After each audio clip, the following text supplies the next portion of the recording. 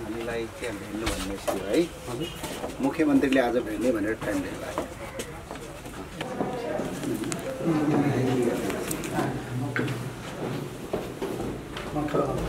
मुख्यतया चाहिँ हामी आज हजुरलाई कुरा केका लागि आएको भने नागरिकका दुःख अत्याधिक ज्यादा छन्। यो कुरा सबै सुनिरहँदाखेरि आज हामीले दुईजना मान्छे भेट्यौँ कर्णाली प्रदेश सरकारको नेतृत्व गर्ने।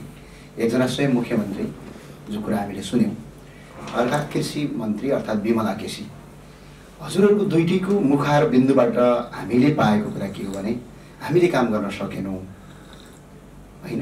मतलब हामी समस्या ल्याएर हजुर कहाँ आइपुग्ने, हजुरले बरु समस्या उल्टै हामीलाई देखाइदिने, त्यो चाहिँ देखियो। म मुख्यमन्त्रीजीलाई एउटा क्वेसन के वास्तवमा काम गर्न चाहिँ कसले रोकेको छ? अब हामीले त्यो संहिता ल्यायौँ, लामो सङ्घर्ष पछाडि आएको हो गणतन्त्र। अब मैले एउटा हजुरको अगाडि बयान गर्नै पर्दैन, जो युद्धमै हिँडेर यहाँसम्म पुग्नु भएको छ। सानो नागरिकको दुःख तपस्या र सानो नागरिकले मेहनत नगरेर ज्यानै फालेर आएको यो मैले बताउनुभन्दा हजुर स्वयं त्यसको एउटा लिडर नै भएर काम गर्नु भएको छ। र आज चाहिँ यत्रो भइसके पछाडि यो चाहिँ रोक्यो भन्ने पहिलो कुरा, यो जवाफ हजुरले लेखिदिनु होला फेरि अहिले। पहिलो कुरा यी काम गर्न रोक्यो भन्ने हामी नागरिक कहाँ जाने कहाँ भन्नुहोस् त? मुख्यमन्त्रीज्यूले पनि हामीलाई नै समस्या बताउने, मन्त्रीज्यूले पनि हामीलाई नै समस्या बताउने, अर्थात् हामी नागरिकलाई। तर हामी नागरिकको पनि सबभन्दा ठुलो कुरा भनेको यो प्रदेशको मुख्यमन्त्री नै हो। फेरि अहिले प्रदेश सरकारको कोही एक नम्बरमा छ भने मुख्यमन्त्री नै हो भने पछाडि अब नागरिक जानेका। अनि अर्को कुरा जस्तै अहिले मुख्यतया भनेको हजुरले अघि सडकको कुरा गर्नुभयो, सडकका दूरदराजका कुरा गर्नुभयो। मेरो अर्को कुरा के छ, जुम्लाको सडकलाई एकपटक अनुगमन गर्नुहोस्। जो अहिले रारा जोड्दछ, त्यो सडक रारा जोड्दछ, जसले तपाईँको सिन्जाबाट जुन ग्राभेल सुरु भएको छ त्यो सडकमा आज यत्रो वर्ष भइसक्दा पनि तपाईँको एउटा पनि काम भएको छैन। अब मुख्यमन्त्री अर्थात् यहाँको प्रदेशको मन्त्रीहरूलाई केही पनि काम गर्न दिने यदि छैन भने मेरो अर्को क्वेसन छ, सुविधा लिने चाहिँ अधिकार चाहिँ दिएको छ संहिताले। जस्तो हामीले सुविधा त हेरिराखेका छौँ, गाडीहरू खरिद गरेका पनि हेरिराखेका छौँ। स्वयं मुख्यमन्त्री कार्यालयमा भिजिट गर्दाखेरि हामीले ती गाडी पनि देखिरहेछौँ। स्वयं हामीले कृषि मन्त्रालयमा भिजिट गर्दा ती गाडीहरू देखिरहेछौँ। स्वयं हामीले सिडिओ कार्यालयमा जाँदाखेरि पनि त एक प्रकारको सिडिओ कार्यालय त ठिकै छ, सङ्घीय सरकारबाट चल्ला, त्यो एक प्रकारको देखिरहेका छौँ। अब सुविधा लिँदाखेरि चाहिँ दिन मिल्ने, अब काम गर्दाखेरि चाहिँ रोक्ने हो भने के यो संहितालाई के फेरबदल गर्नुपर्ने आवश्यकता हुँदैन? एउटा यो जवाफ, यसको क्वेसन मलाई उत्तर दिनु होला। अर्को कुरा चाहिँ मैले बताउनु पर्दैन, दुःख कष्ट पीडा मभन्दा पनि बढी भोग्नु भएको छ, यो मैले बताउनै पर्दैन। किनकि हामी दुई व्यक्ति सम्भवतः हामीहरूको पृष्ठभूमि एउटै होला। किनकि माटोबाट चुइने स्कुलमा पढेका हौँला हामी। 1.5-2 घन्टा स्कुल, 2 घन्टासम्मको जङ्गलको बाटो स्कुल धाएका हौँला। 5 देखि 6 दिनसम्म सुर्खेतबाट नुनका भारी बोकेर कर्णाली पुगेका हौँला। एउटै दुःख छ। तर आज एकपटक कर्णालीलाई हेर्नुहोस् त, म यहाँ सुर्खेतको कुरा गरेँ, सरकारी स्कुलको हालत के छ? हिजो हामीले पढेकै विद्यालय अहिले राजनीतिकरण भएर प्रत्येक टिचरहरू अहिले नेता है, एभ्री टिचर नेता। म काठमाडौँमा बस्छु मुख्यमन्त्रीज्यू, कहिलेकाहीँ के लाग्छ भने काठमाडौँको सुन्धारा जानुपर्छ, टाढा जानु पर्दैन। कर्णालीका भयभरका शिक्षकहरू काठमाडौँमा हुन्छ। अनि अर्को कुरा, कर्मचारीलाई आन्दोलन गर्ने अधिकार छ या छैन नि? सरकारी कर्मचारी नेता भने यो किसिमको परम्परा कमसेकम अन्त नसके पनि कर्णालीमा एकपटक हजुरलाई मेरो आग्रह छ, सरकारी संस्थाको, सरकारी विद्यालयको व्यापक अनुगमन गर्नुहोस्। तपाईँलाई कहाँ साथ र सहयोग गर्नुपर्ने हो मुख्यमन्त्रीज्यू, किनकि यो चाहिँ गर्नु अति भएको छ। हरेक स्कुलको प्राध्यापक नेता भएको छ, ऊ राजनीति गर्दछ, ऊ को युनियन, के युनियन, कस्तो युनियन, कुन युनियन। एउटा म कथा सुनाएँ मुख्यमन्त्रीज्यू, सानो कुरा सुनिबक्सेला, सुन्नु होला। एकजना कर्मचारी शिक्षक युनियनको मान्छेले मलाई फोन गर्नु, उहाँ म यो स्कुलको प्राध्यापक हो, म यो स्कुलको टिचर हो भन्नु भएन। म यो पार्टीको, यो सङ्गठनको, यो सरकारी स्कुल र सरकारी कर्मचारीहरू जबसम्म पार्टीका कार्यकर्ता हुन्छन् र भोलि मानव हामीले नै पार्टी बनायौँ भने पनि हाम्रा समर्थकमा सरकारी कर्मचारी भयो भने जनतालाई त दुःख दिन्छन् नि। यो अनुगमन एकपटक गर्नु होला। अर्को कुरा, स्वास्थ्यको कुरा मुख्यमन्त्रीज्यूले उठाउनुभयो। स्वास्थ्यको कुरामा मुख्यमन्त्रीज्यूलाई मेरो अनुरोध छ, कर्णाली स्वास्थ्य विज्ञान प्रतिष्ठान बनेको छ, राजकोट कम्युनिटी अस्पताल पनि सामाजिक अभियन्ताको थ्रुबाट एउटा बन्ने चरणमा छ, बनि पनि राखेको छ। एकपटक कर्णाली स्वास्थ्य विज्ञान प्रतिष्ठानको फी हेरिदिनु होला कि कर्णाली स्वास्थ्य विज्ञान प्रतिष्ठानको जो लिने जो फी छ, जो उपचार खर्च लिने छ, कि काठमाडौँका हस्पिटल भन्दा सस्तो छ, कि ग्रान्डी भन्दा सस्तो छ, कि एम्स भन्दा सस्तो छ। एकपटक त्यो अस्पतालको बिल चेक गरिदिनु होला बिरामीले। त्यसले ढाड सेकेर ठाडो नउठ्ने गरेर अस्पतालको बिल लिन्छ। तर सरकारले स्वास्थ्य क्षेत्रमा अरबौं बजेट छुटाएको छ, त्यो पनि कर्णाली प्रदेशमा त करोड बराबर छ। अनि यो पनि एकपटक स्वास्थ्य अस्पताल मुख्यमन्त्रीज्यूको हरेक पटक हजुरका भ्रमण हामीले हेरेका छौँ। एकपटक मेरो अनुरोध छ, सरकारी स्कुल स्वास्थ्य उपचार केन्द्र 10 जिल्ला छन् मुख्यमन्त्रीज्यू, धेरै ठुलो पनि छैन। 10 जिल्लाका सकिन्छ भने 3 देखि 4 दिनको समय मिलाएर मुख्यमन्त्रीज्यू एकपटक यी स्वास्थ्य संस्था चेक गरिदिनुहोस्। त्यहाँका डाक्टरहरू, त्यहाँका एमआरआई मेसिनहरू, यहीँ प्रदेश अस्पतालका पनि तपाईँको मेसिन चोरी भएका समाचार आउँछ। यहीँ अहिले प्रदेश अस्पतालमा पनि काम गरिरहेका छन्। ती व्यक्तिहरूले निजी क्लिनिक पनि खोलिरहेका छन् अस्पतालहरू। उता उपचार गर्न नपाएर कर्णालीका दूरदराजका बिरामीलाई जबरजस्ती तपाईँको प्राइभेटमा बाध्यताका रूपमा उपचार गर्न परेको छ। ल भन्नु, हामी भनौँ न, एउटा इन्डियामा गएर हाम्रो काम गरेर आउने एउटा पीडित परिवारले मुख्यमन्त्रीज्यू, मैले हजुरलाई अवगत गराउनु पर्दैन मुख्यमन्त्रीज्यू, हामी सबै यो कुरामा भुक्तभोगी छौँ। किनकि मुख्यमन्त्रीज्यू पनि कहीँ मैले एउटा प्रष्टै कुरा भने, अरबपतिको सन्तान होइन, म पनि अरबपतिको सन्तान होइन। हामी दुइटै दुःख पीडित गरेर आएका हौँ। त्यो भएर मुख्यमन्त्रीलाई मैले दुःखको कुरा धेरै मैले बताइनँ।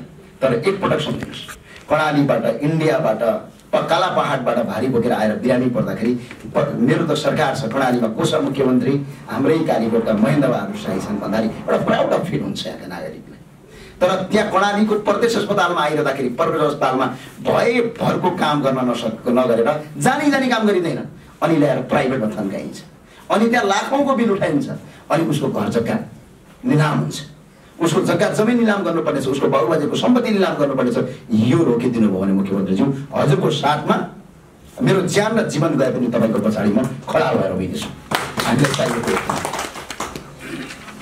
अनि अर्को कुरा मुख्यमन्त्रीज्यू, एउटा मैले राजनीतिक कुरा उठाएँ, हजुरले यसलाई स्वीकार गर्नु होला, मलाई राजनीतिसँग कुनै इन्ट्रेस्ट पनि छैन। तर यो मलाई यो अजब प्रेमको बडा गजब कहानी जस्तो लाग्छ। प्रधानमन्त्रीज्यू नै मुख्य बाधक हो भन्ने कुरा अघि हजुरको मुखारबिन्दुबाट मैले सुने। जुन गणतन्त्र नै मान्दैनन् भने अहिलेसम्म के हेरेर सुनाएको थियो? हजुरहरूकै सरकारको कमान्डमा, हजुरहरूकै एकताको कमान्डमा देशको प्रधानमन्त्री त केपी शर्मा ओलीलाई हजुरहरूले माने हो नि, हजुरहरूले मानेर हामी जनताले भोट दिए हो नि, हामी जनताले नै भोट दिएर प्रधानमन्त्री बन्नुभएको। हिजो एकता हुँदाखेरि सबै कुरा सही, आज अलिकति छुटिने बित्तिकै सबै कुरा गलत देख्ने यो राजनीतिक प्रवृत्ति गलत हो कि? यो कुरा पनि अब मुख्यमन्त्रीज्यूले चाहिँ हजुर चाहिँ जनताको मान्छे, अहिले पार्टीको मान्छे म ठान्दिनँ, पार्टीभन्दा माथि भइसक्नुभयो।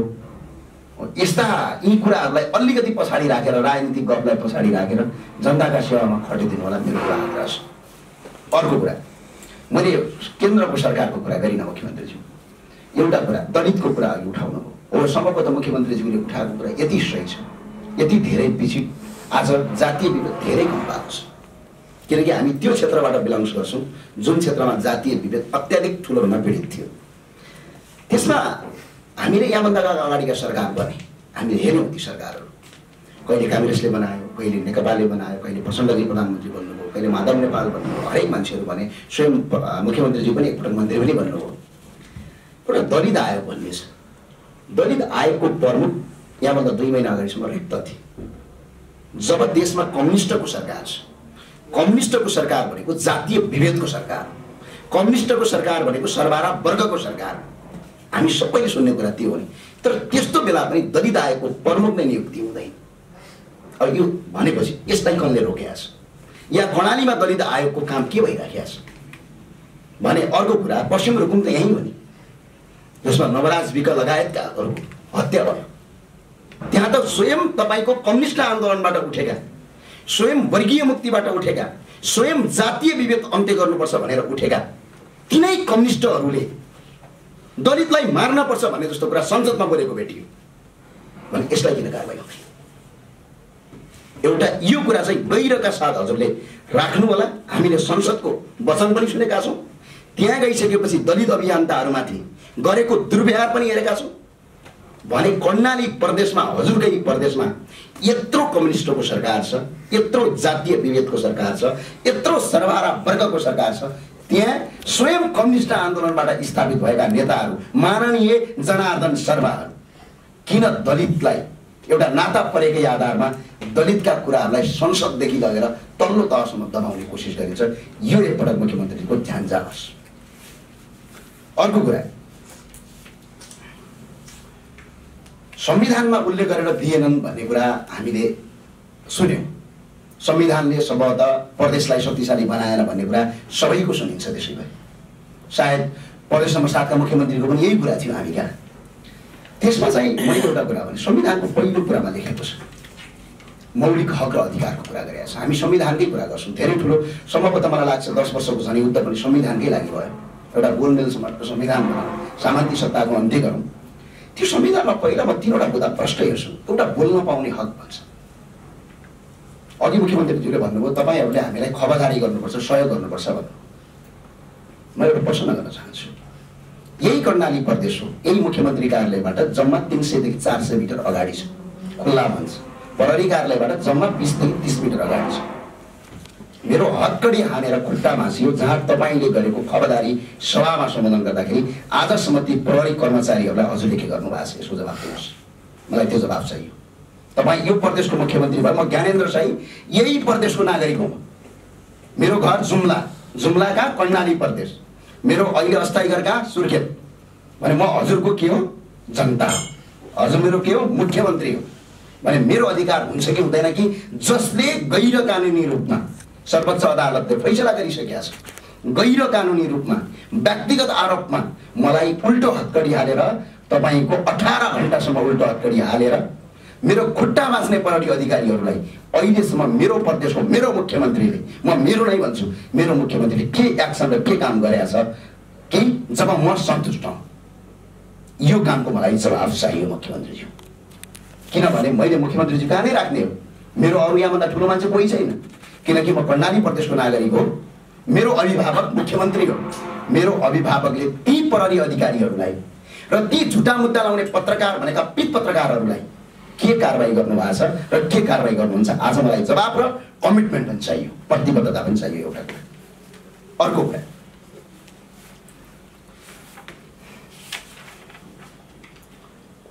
अर्को कुरा हजुरलाई मैले आग्रह गरेँ, बजेट बनाउँदा सुझाव दिनु होला भन्नुभएको छ। अति सही कुरा गर्नुभएको छ मुख्यमन्त्रीज्यू। हजुरलाई कुनै पनि ठाउँबाट हामी सहयोग गर्न तयार छौँ। र आज यो प्रदेशको सबभन्दा देशभरिको किचलो कहाँबाट सुरु भयो भन्ने कुरा हामी अपडेट छौँ मुख्यमन्त्रीज्यू। यही प्रदेशका केही मै हुँ भन्नेहरूले त्यो सुरु गरेका हुन्। यसबाट हामी सन्तुष्ट छैनौँ। यदि कसैले ज्ञानेन्द्र साईले आएर क्वेसन गर्छ महेन्द्र बहादुर साईको विरुद्धमा ज्ञानेन्द्र साई छ भनेर बजारमा हल्ला फैलाइएको छ, म हजुरको विरोधी होइन।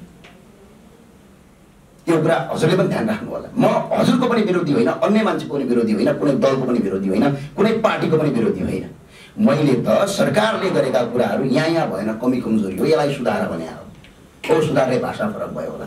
तर कर्णाली प्रदेशमा किचलो सुरु कर्णाली प्रदेशबाटै भयो। हामीले हेऱ्यौँ जनताले जस्तो जे भने नेपालको संविधानमा जनताले बनाएको सरकार हो नि कर्णाली प्रदेशको। आज मुख्यमन्त्री को बन्नुपर्छ 5 वर्ष भने महेन्द्र साई बन्नुपर्छ भने जनताले दियो भने यो बिचमा किचलो किन? जुन किचलो आज धेरै मान्छे खुसी पनि भयो होला। ओहो ज्ञानेन्द्र साई आयो, बिचमा किचलो भएको थियो भन्ने एउटा बेनिफिसियरी हुँदा भयो होला। तर त्यसमा म कदापि छैन। सरकार बनेको छ 5 वर्ष, कर्णाली प्रदेशको सरकार 5 वर्षको बनेको छ भने बरु सरकारले कहाँ कमी कमजोरी गर्छ त्यसलाई सुधारौँ।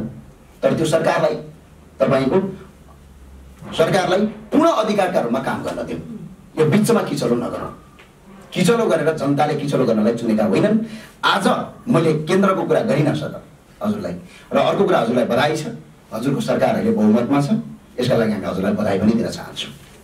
मुख्यमन्त्रीज्यूलाई जुम्लाको सडक, जुम्लाको बिजुलीको कुरा, त्यसपछि गएर अर्को कुरा टाढा होइन यो मालपोत कार्यालयमा करार कर्मचारीहरूको ठुलो समस्या देखियो। आज हामीले कुरा पनि गर्यौँ, सरकारले करारमा कर्मचारी खटाउन सक्छ भन्ने कुरा भयो भने प्रदेश सरकारको त्यतिसम्म अधिकार छ भन्ने कुरा रह्यो र यो सुर्खेत मालपोतको विषयलाई अति व्यापक रूपमा उठाइदिनु होला। र अनि अर्को कुरा चाहिँ मेरो के छ भने मुख्यमन्त्रीज्यू, अर्को सबभन्दा ठुलो कुरा, हामी कर्णाली सम्भवतः कर्णालीको प्रदेश सुर्खेतबाट जुम्ला गाडी जान्छ। अब प्राइभेट गाडी भएका त प्राइभेट गाडीमा जालान् हैन, तर सार्वजनिक यातायात भएका मान्छेलाई 1021 रुपियाँ यातायात व्यवस्था विभागले भाडा दर कायम गरेको छ। तर हामीसँग यस्ता रसिद छन् जो आज हामीले सिडिओलाई बुझाएका छौँ। 1600 भाडा लगिएको छ, 1700 लगिएको छ, 1800 लगिएको छ, एउटालाई 2200 सम्म लगिएको छ। भने ती यातायात व्यवसायीलाई प्रदेश नम्बर 6 यानि कि कर्णाली प्रदेशको मुख्यमन्त्रीका हैसियतले हजुरले कारबाही गर्ने या अनुगमन गर्ने या नगर्ने, यो छिट्टो भन्दा छिट्टो हजुरले यो आदेश जारी गर्नु होला, किनकि नागरिक आज दुःखमा छ। र अर्को कुरा, ठगीमा परेका छन्, नागरिक दुःखमा परेका छन्। र अर्को कुरा मेरो जाँदा एउटा कुरा मेरो के छ भने कर्णाली प्रदेशमा रोजगारीका लागि बजेट त छुट्टिएको छ। हामीले हेरेका छौँ बजेट, हजुरहरूले बजेट प्रस्तुत गर्नुभएको छ। एउटा राम्रो नारा पनि आएको छ, 100 दिनसम्म कमसेकम एक घरमा एकजना 100 दिन चाहिँ रोजगारी, वर्षमा 100 दिन रोजगारी एउटा कार्यक्रम सुरु भएको छ। हाम्रो सबभन्दा ठुलो पीडा भनेको विदेश जाने पीडा छ, सबभन्दा ठुलो पीडा भनेको भारत जाने पीडा छ। त्यो पीडाका लागि यो रोजगारी चाहिँ कहाँ र कसरी हामीले लेखेका पनि छौँ, हजुरले लिखित हामीलाई दिँदा पनि हुन्छ, हामीले विज्ञप्तिमै देखेका छौँ।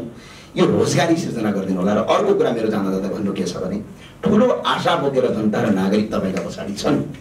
एउटा अर्को खुसीको कुरा, तपाईँ आफैमा युवा हुनुहुन्छ, सम्भवतः नेपालको इतिहासमै सबभन्दा कान्छो मुख्यमन्त्री पनि हुनुहुन्छ। यो होइन, देशकै सबभन्दा कान्छो हुनुहुन्छ, मेरो साथ देशकै कान्छो हुनुहुन्छ। सबैलाई लाग्छ कि महेन्द्रबहादुर शाही 50 वर्षको हुनु, होइन, यो त हामीलाई थाहा छ नि। गगन कुमार थापा भन्दा पनि धेरै उमेरले कान्छो हुनुहुन्छ, जो युवा नेता भन्दै हिँडिराखेका छन्। त्यो भएको हुँदाखेरि तपाईँको अझै पनि हाम्रा लागि, हाम्रो नेता हाम्रा लागि अर्थात् कर्णालीका लागि हजुरले धेरै गर्नु छ, किनकि उमेर पनि बाँकी छ। जन्मदिनको पनि शुभकामना छ।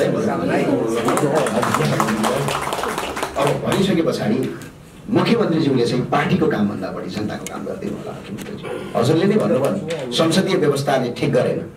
यो संसदीय व्यवस्थाको खिचातानीमा मुख्यमन्त्री लाग्नुभयो भने सम्भवतः मलाई लाग्छ हजुर पनि उही संशोधनवादी, पुरातनवादी, सामान्ती नागरिकले त्यही भन्ने छ। त्यही भएर यो पार्टीको गुटबन्दी भन्दा पनि मुख्यमन्त्रीज्यू जनताका लागि काम गरिदिनुहोस्। हजुरले जनताका लागि काम गरिदिनु भने हजुरको पार्टी पनि चाहिँदैन, जनताले हजुरलाई जिताएरै पठाउँछन् फेरि पनि। हस्, धन्यवाद। मेरो यति कुरा छ। आर्थिक वर्ष 2075-76 र 2076-77 को बजेट कहाँ कसरी खर्च भयो सार्वजनिक गरी पाऊँ सम्बन्धमा महोदय, प्रस्तुत विषयमा सुशासनका लागि हाम्रो नेपाल हामी नेपाली भ्रष्टाचार विरुद्धको महाअभियानले सबै प्रदेशहरूमा नागरिक सचेतना तथा खबरदारी कार्यक्रमहरू सहित आर्थिक वर्ष 2075-76 र अब 2076-77 को यो योजना अनुरूप खर्च गरिएको बजेट विवरण सार्वजनिक गरी पाऊँ।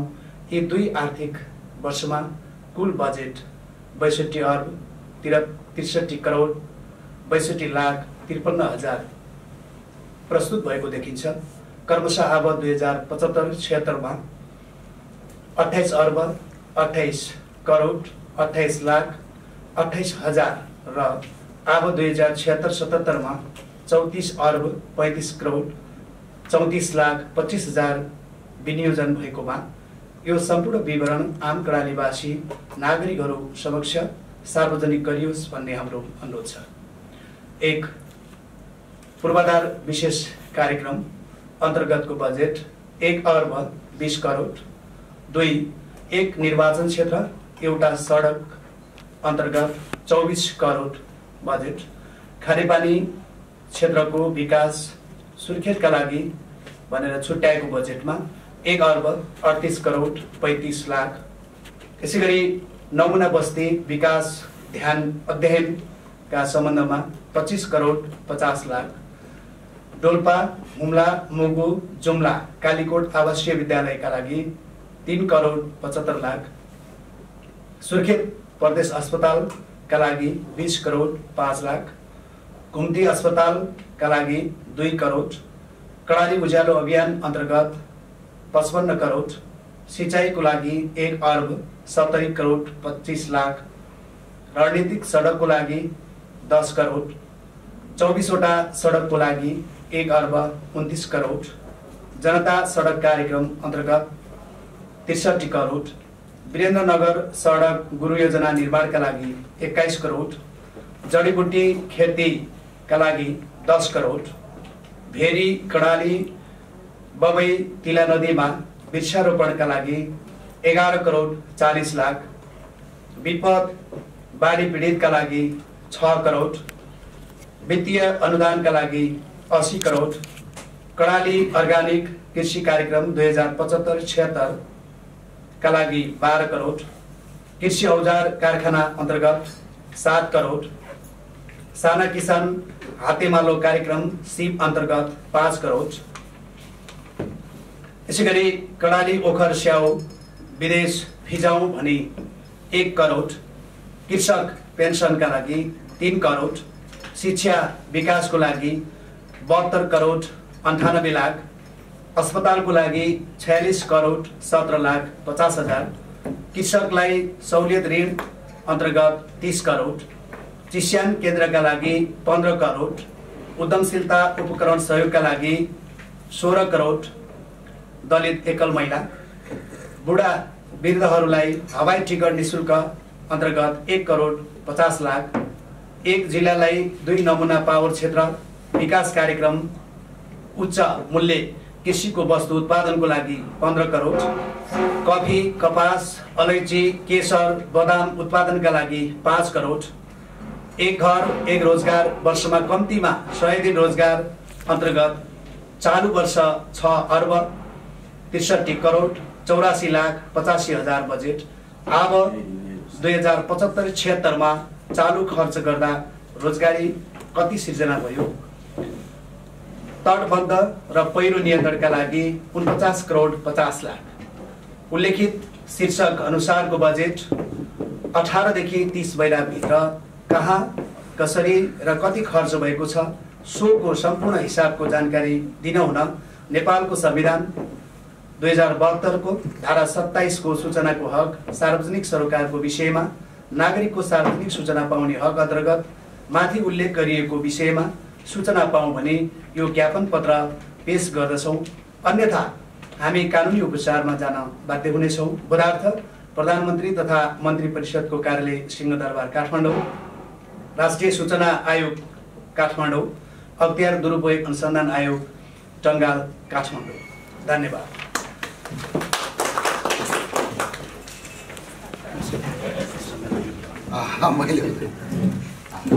हामी धेरै टाढाबाट धेरै अपेक्षासहित यो अभियानको दोस्रो कार्यक्रम, दोस्रो नागरिक खबरदारी कार्यक्रममा उपस्थित थियौँ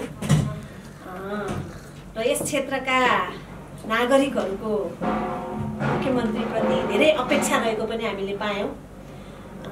थुप्रै विकासका बजेटहरू विनियोजित छन्, तर धेरैको जनगुनासो बजेट अनुसारको हामीले कार्यक्रम पाएका छैनौँ भन्ने एउटा बुझाइ छ। विभिन्न कारणले उहाँहरूमा चेतना नभएको होला, अथवा उहाँहरूको पहुँचमा नपुगेको हो, अथवा के हो त भन्ने कुराको एउटा पारदर्शी रूपले यहाँले बुझाइदिनु भयो भने हाम्रो अभियान यहाँलाई सघाउने अभियान हो। अझै पनि नागरिकका घर दैलामा पुग्ने यो अभियान हो। तसर्थ गरिएका गतिविधिलाई पनि प्रष्ट हामी सामाजिक सञ्जाल, हाम्रो मिडिया सञ्चारबाट पनि यो बाहिरिने र हामीले आम नागरिकको जिज्ञासालाई सबै नागरिक यहाँ उपस्थित हुन सम्भव पनि नहोला, हामी प्रतिनिधित्व गर्दै यो अभियान आम कर्णालीवासीको जिज्ञासालाई यहाँ प्रस्तुत गर्न चाहन्छौँ। यस क्षेत्रका सम्पूर्ण सरकारी निकाय तथा कार्यालयका कर्मचारीहरू, उहाँहरूको व्यवहार, उहाँहरूको काम, कर्तव्य, जिम्मेवारी, कार्यालयको व्यवस्थापनको पद्धति र नागरिकलाई संविधानले नै प्रत्याभूत गरेका सेवा प्रवाहमा धेरै समस्याहरू हामीले भेट्यौँ। कतिपय हाम्रा अनुगमनका क्रममा भेट्यौँ, कतिपय हामीले गुनासोबाट भेट्यौँ। यी सबैलाई केन्द्रित गर्दै यसप्रति हाम्रो मुख्यमन्त्रीज्यू हजुरको पदीय जिम्मेवारको र हजुरको कार्यक्षेत्रको हिसाबले आजसम्म के कामहरू भए जो कर्णालीवासीहरू प्रष्ट रूपमा हजुरको मुखार बिन्दुबाट सुन्न चाहन्छन् र के काम हुन सकेन हैन अझै के गर्ने योजना छ यी सबै विषय चाहिँ यहाँले प्रष्ट राखिदिनु हुने छ भन्ने हामी अपेक्षा गर्दछौँ। विशेष त स्वास्थ्य क्षेत्र हामी प्रादेशिक अस्पताल पनि पुग्यौँ र नागरिकले स्वास्थ्य सेवा पाउनुपर्ने एकदमै संवैधानिक अधिकार हो र आज पनि इमर्जेन्सीको यो प्रदेश अस्पतालको आकस्मिक कक्षमा दैलेख पिपल बोर्डको एउटा 27 वर्षीय विशाल विक भन्ने बिरामी आज बिहानसम्म पनि त्यहाँनिर एउटा ड्रेसिङ मात्रै सेवा लिएर उसको चाहिँ कम्मरदेखि मुनिको भाग कुनै पनि चल्दैन, पिसाब थैली झुन्डाइएको छ, शरीरभरि घाउ छ, देख्दा अत्यन्तै पीडा हुन्छ र त्यो अवस्थामा उहाँलाई रिफर गर्नुपर्ने, उहाँको उपचार हुन्छ, सामान्य उपचार उहाँको हुन्छ, अपरेसन गर्नु पर्यो भने पनि नेपालमा सम्भव छ। यसको लागि आजसम्म अस्पताल प्रशासन मौन बस्दा हामीलाई अत्यन्तै दुःख लाग्यो र यो विषयमा हामीले हिजो पनि आएर यहाँको स्वकीय सचिवज्यू मार्फत पनि हामीले यसलाई यो प्रस्ताव उठाएका छौँ। के कति भए उहाँलाई स्थानान्तरण गरियो गरेन, रिफर गरियो गरिएन भने समस्या कहाँ छ र यहाँबाट सम्भव छैन भने हाम्रो अभियान उहाँलाई लिएर ट्रमा सेन्टर हामी उपचारका लागि हामीसँगै लिएर जान पनि हामी तयार छौँ। हामी यो कर्णालीको पीडा हेरेर यतिकै फर्कन सक्दैनौँ। यसको लागि यहाँबाट हुन सक्ने, सम्भव हुने कुरा केही छन् भने यो पनि स्पष्ट गरिदिनु होला र मालपोतको यहाँलाई अवगत नै छ। ती सबै कुराहरूलाई अहिले संयोजकज्यूले अझै प्रश्न पार्नुहुन्छ र जे जति यहाँका समस्याहरू छन् यी समस्यालाई अत्यन्तै हार्दिकताका साथ यहाँले गर्नुभएको प्रयास हामी सुन्न चाहन्छौँ र केही समस्या छन् भने पनि हाम्रो अभियानले कहाँनिर हामी सहयोगी बन्न सक्छौँ, यहाँलाई कहाँनिर हामी सघाउन सक्छौँ त्यो विषयमा पनि हामी सुनिश्चित भएर जान चाहन्छौँ। धन्यवाद। व्यवहारले जवाब दिने हो कि अहिले मुखले के बन्यो भन्ने कुरा त्यसलाई विश्वास गर्न सकिँदैन। व्यवहारले के गर्यो भन्ने कुरा नै सबभन्दा बढी राम्रो चाहिँ हुन्छ, त्यो प्रभावकारी चाहिँ हुन्छ र तपाईँहरूले जे जति विषय उठाउनु भएको छ मुख्य जे तपाईँले संयोजकले नै एकदम जेन्युन विषय चाहिँ उठाउनु भएको छ। मैले सबभन्दा पहिले 1 नम्बरमा के भने भन्नुहुन्छ भने आज पनि तपाईँको अहिले भर्खरै सत्य निर्माण तथा निर्माण आएको कार्यक्रम भएको चाहिँ थियो। त्यहाँ धेरै तपाईँको चाहिँ हिजोका चाहिँ पीडितहरूले आफ्नो विषय चाहिँ राखे, पुरा आक्रोशपूर्ण चाहिँ तपाईँको प्रस्तुति हुनुको चाहिँ थियो। उनले विषय के उठाएको थियो हुनुहुन्छ भने यदि तपाईँको समयमै न्याय नपाइने हो भने, समय बितिसकिसकेपछि पाएको न्यायको कुनै अर्थ हुँदैन भनेर भनेको एकदम जेन्युन कुरा, जायज कुरा। हाम्रो के भन्छ मान्छे मरिसकिसके पछाडि फैसला चाहिँ हुने, हाम्रो त्यो प्रकारको चाहिँ परिपाटी छन्, कल्चर संस्कार त हाम्रो त्यो छैन। हिजो हामीले किन 6 महिनाभित्र तपाईँको चाहिँ शान्ति प्रक्रियाका सबै विषयहरू सकिसक्ने भन्ने थियो, 6 महिना हामीले सकेनौँ। 2 वर्षभित्र संविधान बनाइसक्ने भन्ने थियो, सकेनौँ हामीले। अहिले पनि तपाईँको जे हाम्रा चाहिँ अहिले तत्काल चाहिँ गर्नुपर्ने केही चाहिँ इस्युहरू, केही मुद्दाहरू चाहिँ छन् कि जो तपाईँको समयमै काम गर्न सकिएको चाहिँ छैन। अहिले हामी भन्छौँ एकदम तीव्र विकास चाहिँ समृद्धि कुरा आउँछ नि। तीव्र विकास भने त मुखले भनेर विकास हुने कुरा होइन, समृद्धि मुखले भनेर हुने कुरा होइन। तर कति गतिमा गएको छ भन्ने, हामी त गति नाम्ने हो नि त।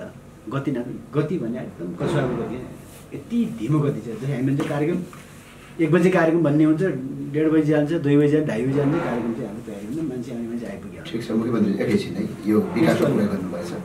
1.5 किलोमिटर मात्र ब्रिज भएछ यो वर्ष कर्णाली प्रदेशमा है। ठिक छ, यो विषय त धेरै लामो विषय चाहिँ छन् है।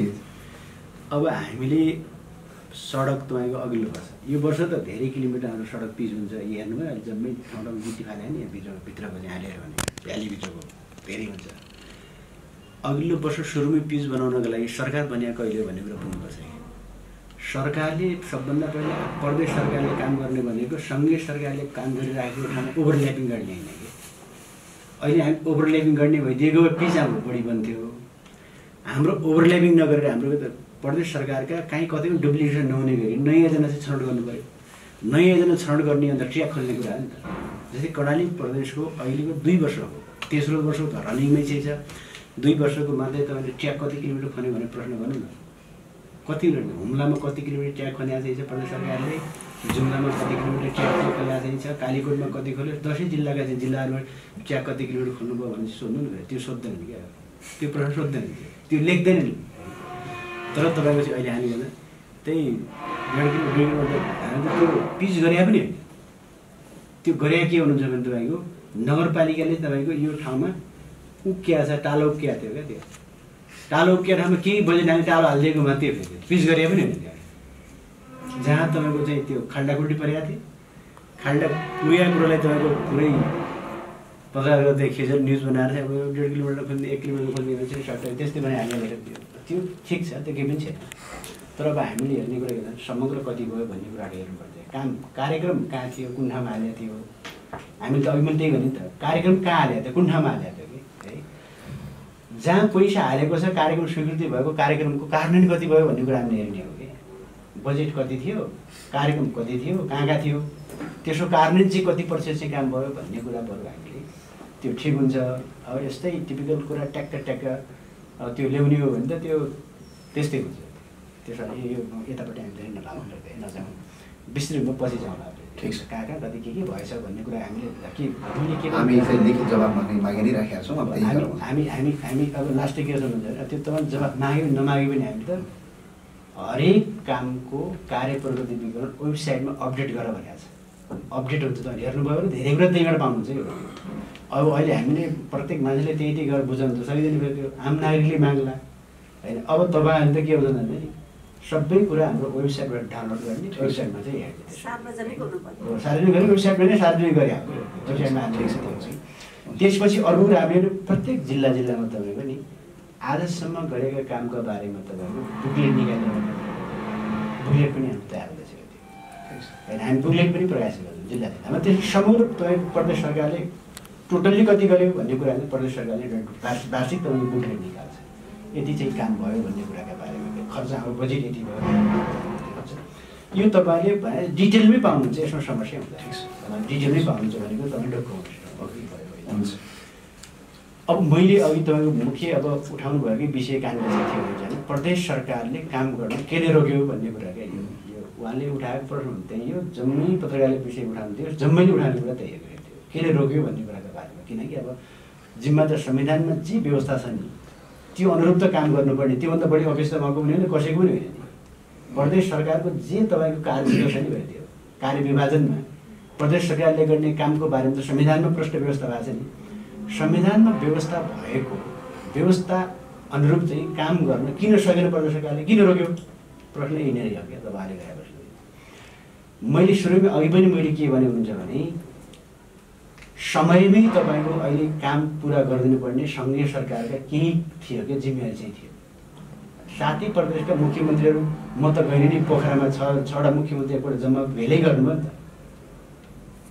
प्रधानमन्त्रीका विरुद्धमा त उहाँ त भेलै गर्नुभएको, म त गएको थिएँ त्यतिखेर, म त माथि हुनै थिएँ, म त्यो कार्यक्रममा म गएर उहाँले यो गरेको थिएँ भन्नुभयो। के त्यतिखेर उहाँले भन्नुहुन्छ भने सङ्घीय सरकारले केही तपाईँको साझा अधिकारका क्षेत्रमा चाहिँ बनाउनु पर्ने ऐन चाहिँ ऐन समयमा बनाइदियो यही कुरा।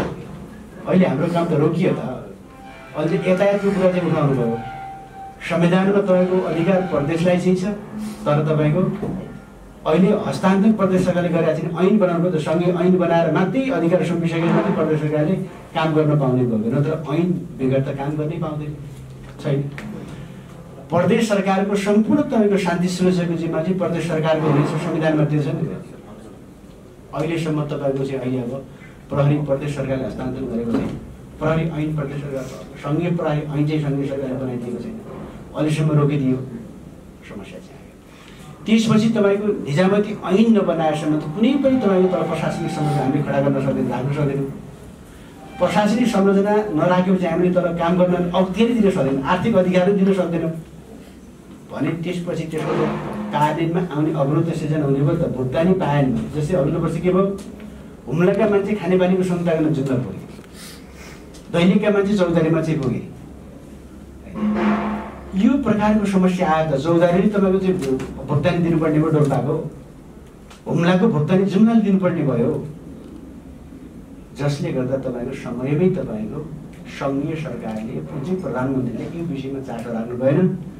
उल्टै बरु के भन्नुभयो, मैले अघि भने त पोलिटिकल्ली कुरा चाहिँ भयो, उल्टै उहाँले के भन्नुहुन्छ भने तपाईँको प्रदेश सरकार भने त एउटा प्रशासनिक इकाइहरू मात्रै हुन् भनेर भन्नुभयो। त्यो संविधानले त्यो भन्दैन नि त भने, जसले गर्दा तपाईँको अलिकति केही बाटो खोलिदिनु पर्ने प्रदेश सरकारलाई। भोलि त्यो सबै कम्प्लिट भयो, ऐन बने सबै, सङ्घले हामीले हस्तान्तरण गर्ने सबै चाहिँ अधिकार चाहिँ हस्तान्तरण गरिसकेपछि मात्रै त्यसपछि काम भएन भने बल्ल काम गर्न नसकिया भन्ने कुरा हुन्छ। काम अधिकार चाहिँ प्राप्त नहुँदै कसले गर्न सक्छ त रह्यो। अब अहिले भन्नुलाई तपाईँले त कसैलाई तपाईँ चाहिँ अहिले गर्नुभयो ल फलाना अहिले कुरा उठे त रह्यो, एउटा कुरा म भनिहाल्छु म, त्यो कार्यक्रम गर्न उहाँ आउनु स्वर्गीय कार्यक्रम चाहिँ गर्नु, म त स्वर्गीय पनि थिएन त्यतिखेर, सायदतिर म कहाँ थिएँ मुगु थिएँ कता चाहिँ बाहिरै चाहिँ थिएँ, मैले पछि समाचार मात्रै सुने हो। अनि उहाँ आउनुभयो, बोल्नुभएछ, अनि प्रहरीले तपाईँको चाहिँ तुरुन्तै हस्तेप चाहिँ गऱ्यो, उहाँ त हतियार लगाएर काठमाडौँ पुगाएर चाहिँ त्यो हो होइन, पुगायो।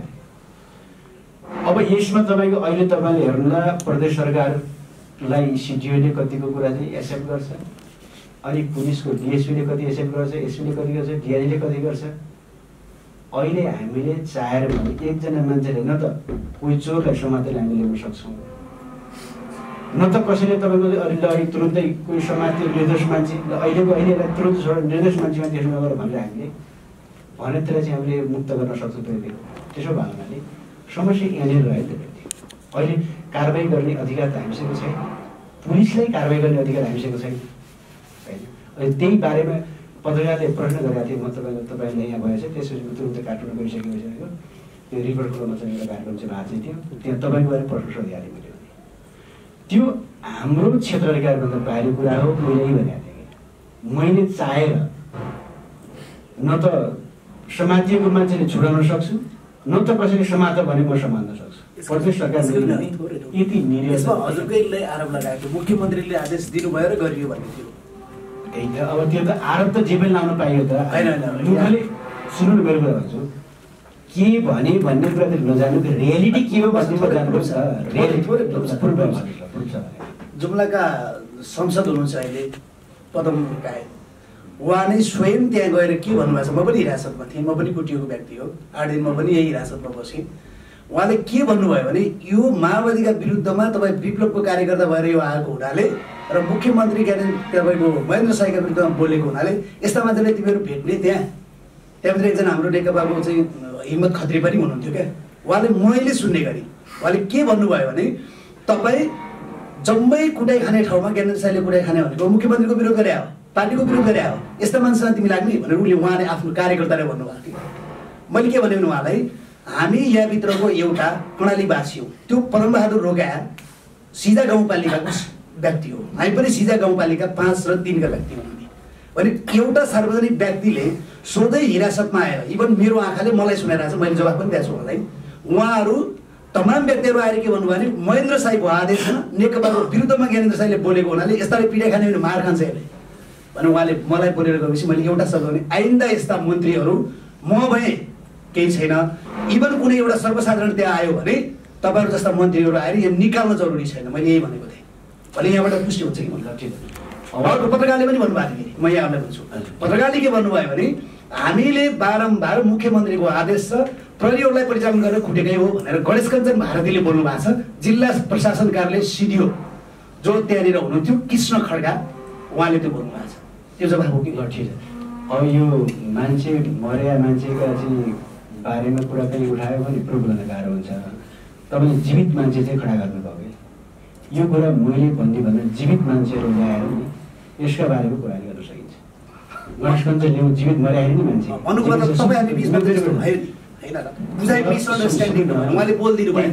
त्यही त हामीले कोहीले के भन्यो भन्ने कुराको आधारमा सोध्छु। म धेरैलाई के भन्छ भन्दाखेरि कर्णाली प्रदेशको मुख्यमन्त्री कसले भेट्नुपर्ने भयो, उदाहरणको लागि भनिदिएँ जस्तै तपाईँले भेट्नुपर्ने, तपाईँ कहिले पनि मेरो बारेमा थाहा पाउनु भएको छैन, जान्नु भएको छैन, देख्नु भएको छैन, उदाहरणको लागि है भेट्नुपर्ने कुनै काम विशेषले अनि तपाईँले कसैले सोध्नु भयो भने नजिकको जस्तै मान्नु उहाँलाई नै सोध्नु होला, ज्ञानेन्द्र साईले सोध्नु होला, कर्णाली प्रदेशको मुख्यमन्त्री कस्तो छ उहाँ? तर मैले विश्वास गरिनँ। सुन्नु न मेरो कुरा के कसो छ भने तपाईँले सोध्नुभयो है। अनि मैले के भन्नु असाध्यै राम्रो मान्छे त्यो एकदम मान्छे धेरै राम्रो डहान्छ मान्छे असाध्यै राम्रो ज्ञानी मान्छे भन्यो। त्यो त डाँडा चोर गुन्डा ठाउँको त्यो त फेरि त्यो त भनेर भन्नुभयो उहाँले। त्यसपछि तपाईँले धारणा बनाउनुहुन्छ कि अब गुन्डा जस्तो छ ठग जस्तो छ भन्ने कुरा तपाईँले दुःख चाहिँ लाग्यो। मैले बुझ्दैन ऊ मान्छेप्रति प्रश्न मेरो प्रश्न सुन्नुहोस् न। त्यो भने तपाईँको माइन्डसेट के भन्छ भने त्यस्तो चाहिँ भनेर आउँछ क्या। त्यो हेर्दा पनि यो ढुङ्गा भने गुन्डागा जस्तो बोल्या भने गुन्डा जस्तो अनुहार गुन्डा जस्तो लान थाल्छ चोरो जस्तो लान थाल्छ। राम्रो मान्छे हो भनेर कसले भनेर त्यहाँ माइन्डसेट के हुन्छ भन्छ तपाईँको नि यो राम्रो मान्छे हो भन्ने पऱ्यो भने चाहिँ हेर्दा बोल्दा राम्रै लाग्छ लगाएको राम्रो लाग्छ सबै लाग्छ। तैँले भने चाहिँ मैले हजुरलाई कुरा कम्युनिकेसनको कुरा हो। तर मैले उहाँलाई नै प्रश्न गरेँ उहाँले गलत थियो क्या। ठिक छ त्यो कुरा छोड्नु थियो उहाँले सुनाउनु त्यो कुरा छोड्नु थियो क्या। धारणा तपाईँको नि कसैले केही भनिदिएकै आधारमा रेडिमेड धारणा बनाउनु हुँदा कि कोही व्यक्तिप्रति बुझ्दै सुहाल्नु म व्यक्तिको बारेमा मैले बनाएन। आज हजुरसँग प्रत्यक्ष राखेँ यहाँभन्दा अगाडि कहीँ पनि बोलेको छैन। ठिक छ त्यो हजुरसँग फेसबुक बोल्न क्लियर गर्नलाई मात्रै भने एक्ज्याक्टली क्लियर गर्नलाई मात्रै भने एक्ज्याक्टली यो धारणा बनाएर महेन्द्र शाहले तपाईँ नहेर्नु मात्रै भने हो होइन। मेरो बारेमा कसले के कुरा सुनाएकै आधारमा धारणा त नबनाउने बनाएको छ। मेरो रियालिटी वास्तविक लाइफ वास्तविक जीवन मेरो के छ भन्ने कुरा वास्तविक जीवन अध्ययन गरेका छौँ। रातलमा उभिएर त्यसपछि हामीले कुरानी गर्ने कुरा नै गर्नु हामीले त्यो माइन्ड बनाएको छैन। हजुरलाई चाहिँ सानो चाहिँ म कस्तो मान्छे हुनुहुन्छ भने त्यसै मलाई केही कुरा दुःख चाहिँ लाग्यो। हाम्रो एउटा अभिभावकले यस्तो दिनुभएछ भन्दाखेरि ठिक छ मौलिक हकको एउटा चाहिँ जुन हनन गर्नुभएछ भन्दा दुःख चाहिँ लाग्यो है। त्यो हामीले आज बोल्दैछौँ। ठिक छ ल त्यो कुरा तपाईँले ठिक छ होइन।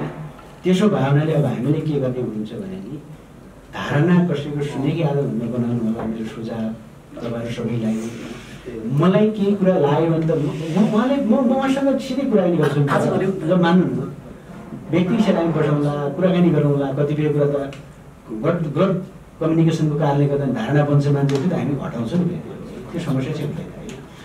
कतिपय कुरा त भन्नै पर्ने म भन्छु त महेन्द्र शाहीको बारेमा उहाँले बाहिर मञ्चमा भन्ने कुरो मैले नेगेटिभ हुन्छ त्यो उहाँको दायित्व हो। बोल्नुपर्छ त कतिपय कुरा कुरा चाहिँ क्लियर गर्नुपर्छ त कतिपय कुरा त सच्याउनुपर्छ त साधुमा चाहिँ भनेर यसलाई मैले तपाईँको मेरो आलोचना गर्ने मान्छेले कहिल्यै पनि मैले गलत बुझेँ कहिले पनि बुझ्दैन मजाले भन्छ। अझै मैले कसैले मलाई चोर भन्ला मैले नचोरे त भएको नि मैले नचोरेपछि त मैले चोर भने मलाई केही बोल्दैन ठग बल्ल मैले ठग्न नठगेपछि त भन्छ त मान्छेले भर्सारी भन्दा मलाई लगान्छ। मैले एक ढुङ्गा भर्सार गर्ने भनेर के हुन्छ मलाई भने कि यदि मैले भर्सार गरेको छु भने मान्नुहोस् है तपाईँहरू सबैले होइन कर्णाली प्रदेशको मुख्यमन्त्री त्यो त दुःख पाएको मान्छेले बचाउनु पऱ्यो भनेर तपाईँले सोचे पनि चाहे पनि बचाउन सक्नुहुन्न कि मैले अपराध गरिसकेको छु अपराध कुनै पनि आएर जोगाउन सक्छ चारै जोगाउन सक्यो।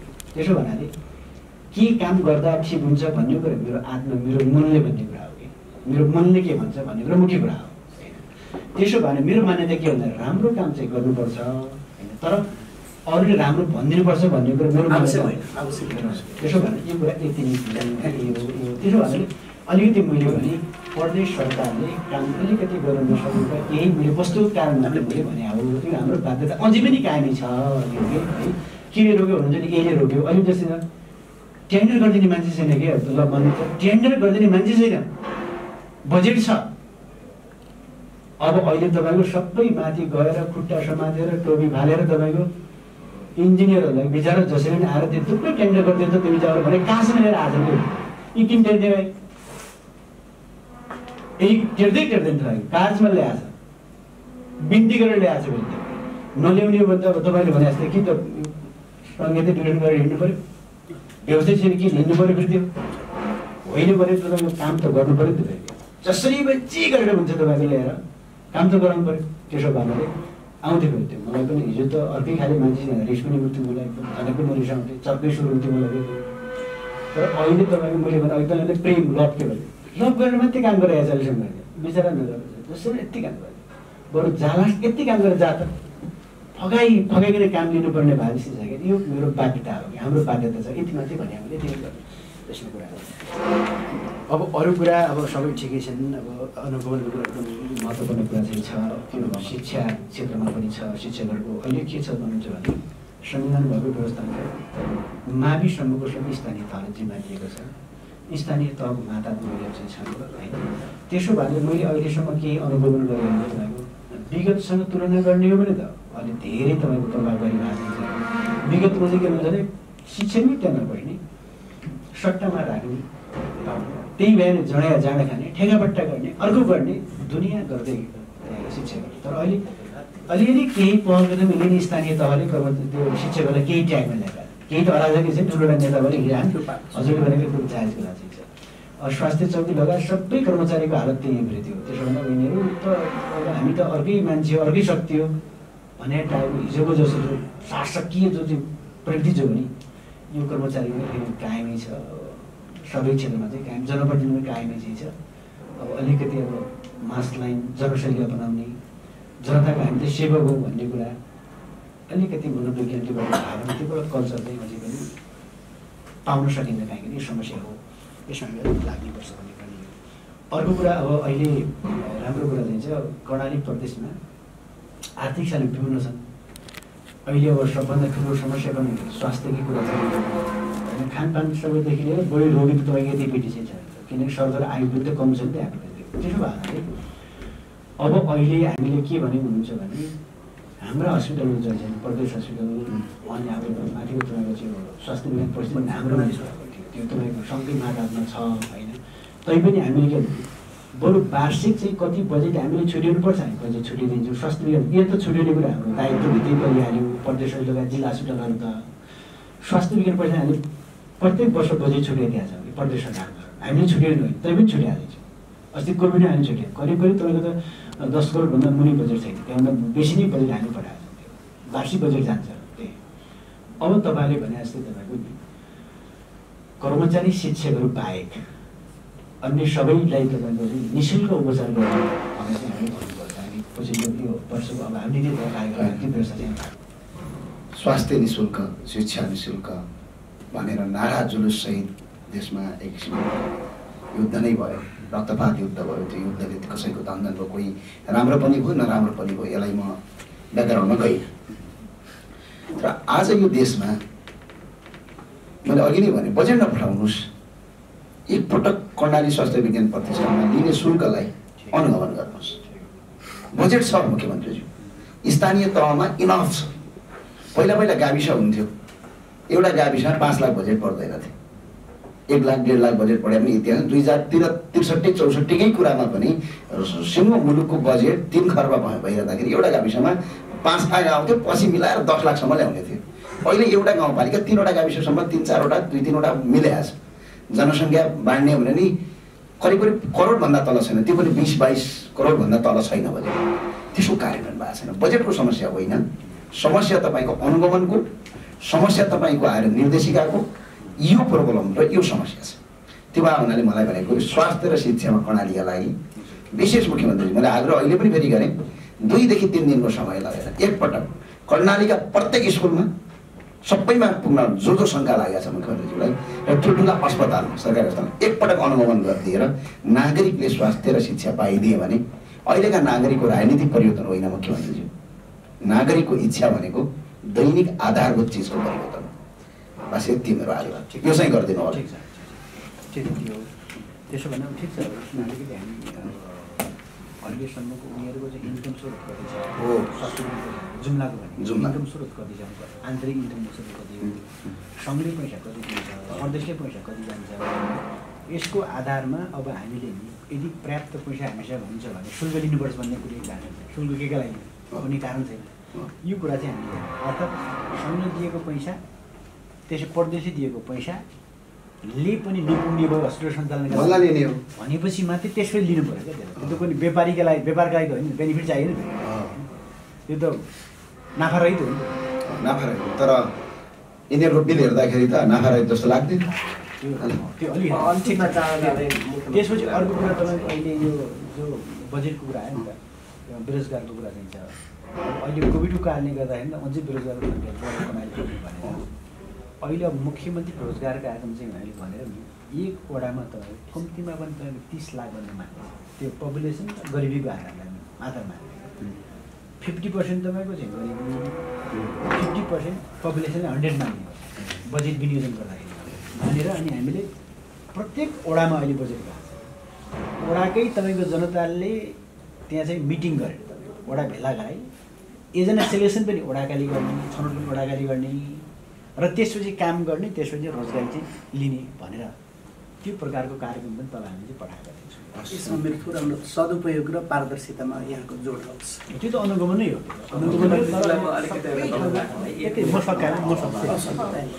त्यसपछि अब दलितको कार्यक्रमको कुरा जस्तो छ दलितका भएन अब यो दलित माथिको न्यायको कुरा एउटा कुरा चाहिँ हो सामाजिक न्यायको कुरा हामीले मुख्य जोड त हामी त्यही हो दिने भने होइन फेरि पनि दलित भएर बाँच्ने कुरा जो चाहिँ छ नि त्यसको अनुमति गर्नुपर्छ। सङ्घीय सरकारले चाहिँ तपाईँको तल नागमदेखि लिएर माथि सदरमुकामसम्मको टेन्डर उसले गरिरहेको छ। 3 खण्डमा 3टा टेन्डर गरिरहेको छ सङ्घीय सरकारले।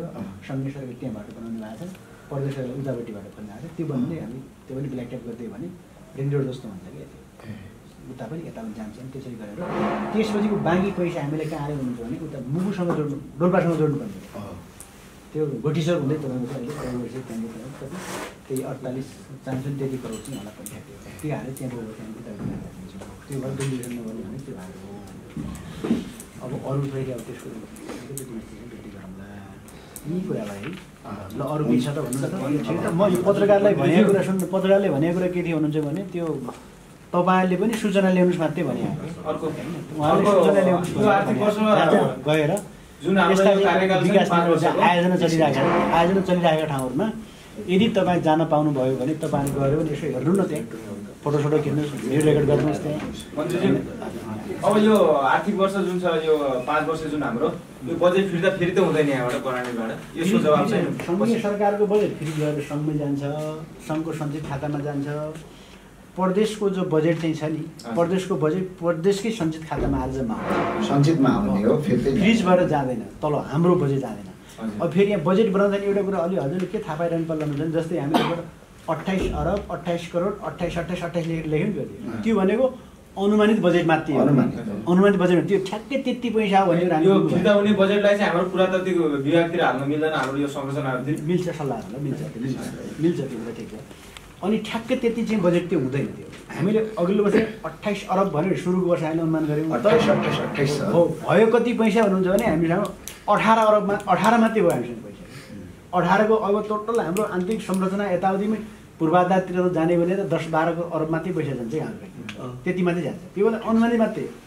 त्यो पनि अनुमान किन गर्यो त्यति रङ अनुमान किन गर्नु तैँले भन्ने तर्क अर्को आउन सक्ने भयो तपाईँको किनकि त्यति त तपाईँको रङ अनुमानित भयो नि त्यतिकै गरे हाम्रो अनुमानित के थियो भन्नुहुन्छ भने तपाईँको नि लोन लिन पाउने भन्ने थियो कि सङ्घीय सरकारबाट हामीले 80% लोन लिन पाउने भन्ने 76 करोड नै छ हो लिने भन्यो। त्यो ल्याउने भने हामी त्यति बजेट राख्यो। तर फेरि किन लिएनौँ भन्दाखेरि उसको किन लिएनौँ भन्ने प्रश्न आएको किन भन्दा यही भएको बजेट पनि कार्यान्वयन गर्न सक्ने हाम्रो क्षमता भएन, खर्च नहुने भयो भने लोन लिएर के काम गर्दा फेरि त्यही पैसा खर्च नहुने भयो भने हामी त सर्वे गर्ने टोली भेटाएनौँ। सर्वे गर्ने टोली नभेटाउँदाखेरिमा त तपाईँको त्यसपछि तपाईँको टेन्डर गरिदिने टोली भेटाएनौँ। अनि त्यसपछि हामीले साना साना त उपभोक्ता गऱ्यो भने 1 अरबभन्दा मुनिको मात्रै तपाईँको अति 80-85 करोडभन्दा लाखभन्दा तलको मात्रै समिति मार्फत काम गर्न पाइने भयो। अरू त टेन्डरमा जानुपर्ने भयो। टेन्डरमा जानको लागि तपाईँको चाहिँ अब इन्जिनियर नै चाहिने भयो। त्यो भावनाले हामी त्यस्तो मुख्यमन्त्रीज्यूले जुन आज समय उपलब्ध गराउनु यहाँलाई धेरै धन्यवाद। र हाम्रो समग्र हाम्रो एउटा अनुरोध के छ भने जनताको सर्भिस डेलिभरी गर्ने सरकारी निकायहरूको अफिसियल निर्णय अत्यन्तै पारदर्शी देखिन्छ, जनपक्षीय नै देखिन्छ। तर तपाईँले कार्यान्वयन चरणमा पटक पटक निगरानी गरेर माइक्रो म्यानेजमेन्ट लेभललाई अलिक बढी ध्यान दिनु होला। मुलुक म्याक्रो म्यानेजमेन्टबाट मात्रै बन्दैन, माइक्रो म्यानेजमेन्ट चाहिँ सामान्यभन्दा सामान्य नागरिकको आवश्यकता हो। यो दृष्टिकोणबाट यहाँहरू अगाडि बढ्नु होला। यहाँहरूको कार्यकाल सफल रहोस्। फेरि पनि आउँदा दिनहरूमा त हामी त बागमती प्रदेशको मान्छे आउँदा दिनहरूमा आउँदाखेरि यो गुनासो घटेको होइन, साँच्चै अग्रगमनको दिशामा सुखी नेपाली समृद्ध नेपाल बनाउने दिशामा यहाँहरू सफल हुनुहोला। धन्यवाद छ। यति कुरा राख्नु। धन्यवाद छ।